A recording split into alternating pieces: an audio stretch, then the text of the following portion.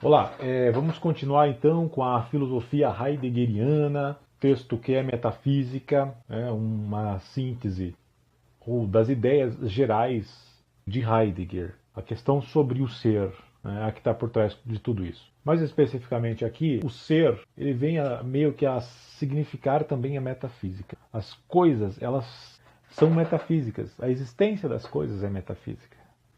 A existência de qualquer coisa é uma questão profundamente misteriosa, porque parte do problema da própria existência daquilo, da existência daquilo como existente e não como um nada ali. Nesse sentido, então, partimos da questão heideggeriana, ok? Heidegger vai iniciar a sua filosofia perguntando sobre uma questão metafísica. Por que perguntar sobre uma questão metafísica? Porque qualquer questão metafísica que se pergunte leva à totalidade da questão metafísica. A pergunta metafísica é sobre o que é o nada. É uma pergunta metafísica. O que é o nada? Mas daí você pode perguntar também o que é o todo. Percebe que você, fazendo uma pergunta, você arrasta consigo outras questões metafísicas, ou seja, arrasta todas as outras questões, porque perguntar sobre o nada vai trazer todas as consequências dessa pergunta e acaba resultando a totalidade. Uma das grandes questões heideggeriana é perguntar o que é o ente, o que o ente está fazendo aqui no mundo, por que existem entes, de onde veio essa coisa da existência de entes? Essa grande pergunta. Por que existem coisas? Coisas, por que elas existem? Tá? Um dos caminhos encontrado por Heidegger para se responder a essência existencial de coisa é perceber que ele não é um nada. Está aí uma pista sobre a origem do ente. Ele não ser um nada parece que meio que revela a sua essência. Ele é alguma coisa que é. Então ele está muito próximo do nada. O existir ou não existir parecem coisas que viriam da mesma essência. Temos também uma outra grande questão aqui sobre o ente e o homem. O homem-ente e o ente outras coisas que não são o homem. Você veja que o homem, por que ele é destacado em relação aos outros entes?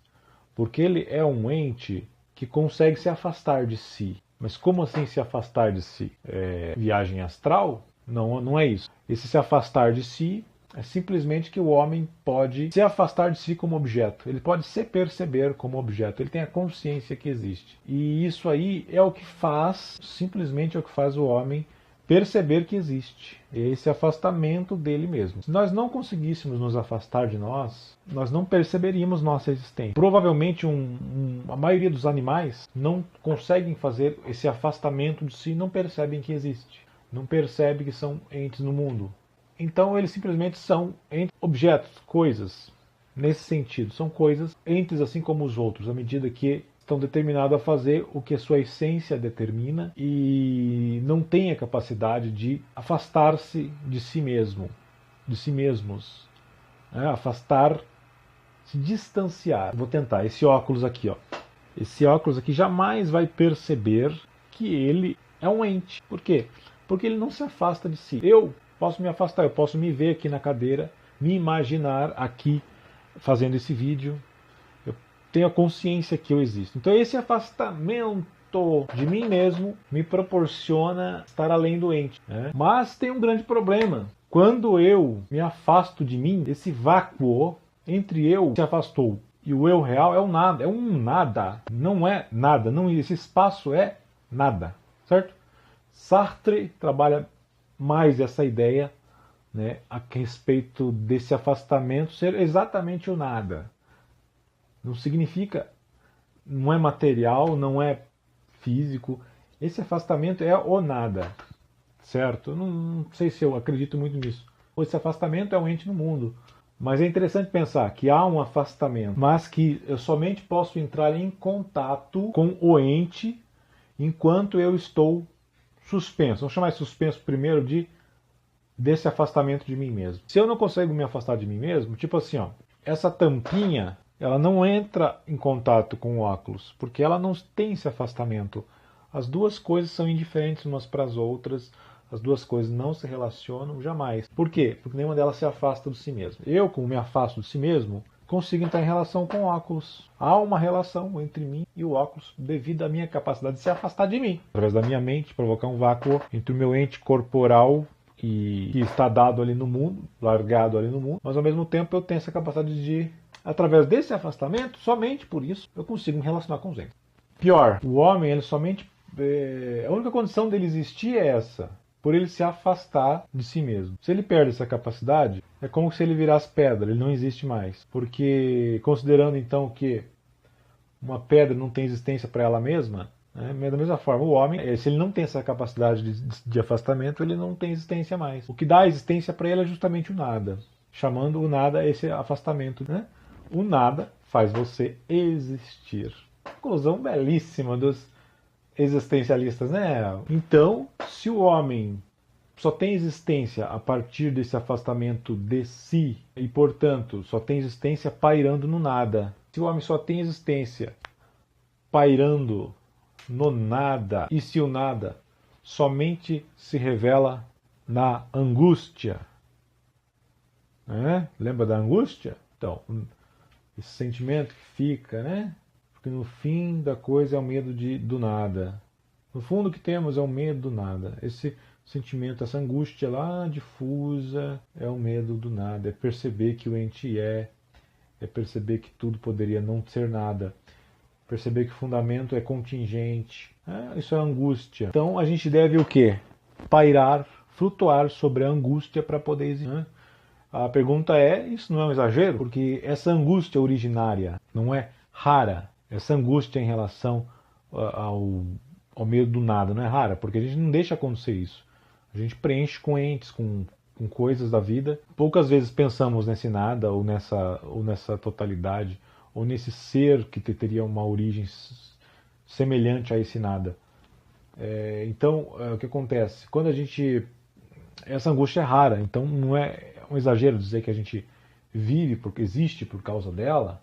Não é um exagero dizer que a gente paira constantemente nessa angústia para afinal podermos existir, e não está claro também que existimos e nos relacionamos com os entes, inclusive com os entes que não existem. Se relacionamos com entes que somos e também com entes que não somos, né? E nos relacionamos sem essa angústia. Não é essa angústia um exagero, uma invenção arbitrária, e o nada a ela atribuído não é um exagero? Pode ser.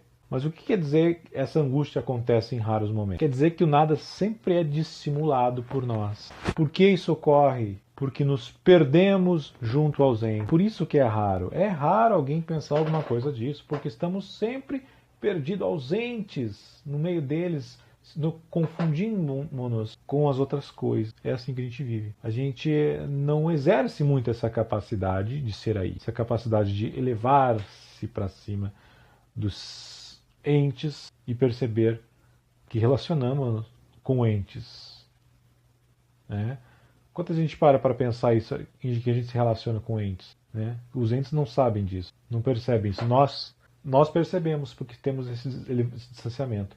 Mas não paramos para pensar nisso. Né? Nós simplesmente nos relacionamos como coisa normal e acabamos nos identificando junto aos entes, quase que como sem existência, né? Como que sem pensar nessa coisa da existência. Quanto mais vamos de encontro ao ente, mais nos afastamos do nada. Porém, também, quando fazemos isso, nos afastamos também do ente tal como ele é. Como que é o ente tal como ele é? A grande pista de Heidegger.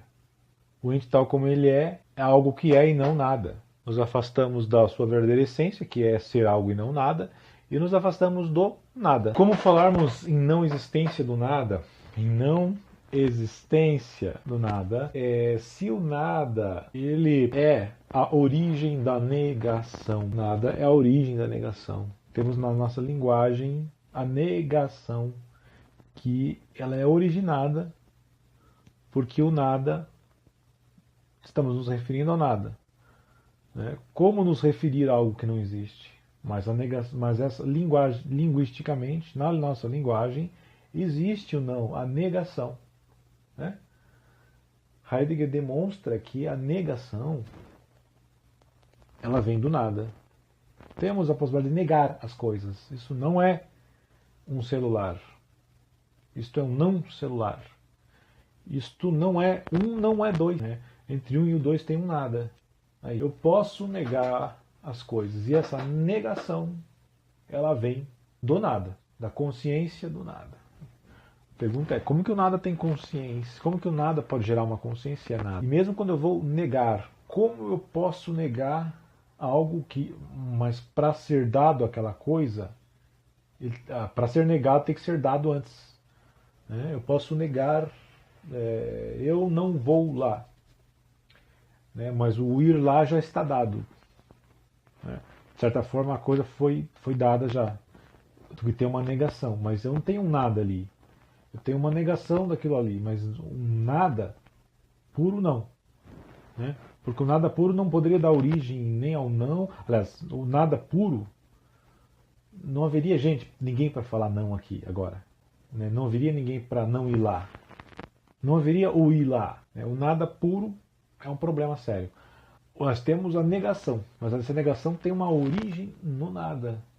Mas nunca o nada tem uma origem na negação. O nada, ele é mais original, o princípio mais fundamental. Heidegger também fala que essa angústia existencial, angústia de estar pairando no nada, ela não ocorre com frequência, mas ela está sempre próxima.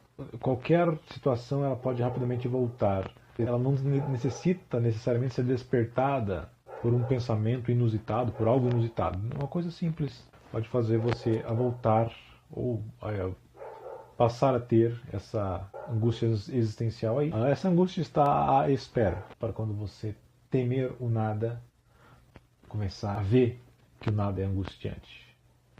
Parar de se erguer, tal como homem, meio ausentes, perceberá então a angústia que está te esperando. Se só o homem pode experimentar o nada, e se o nada não é uma coisa, qual que é o lugar ouro para o nada? Como se tivesse lugar, como se o nada fosse algo.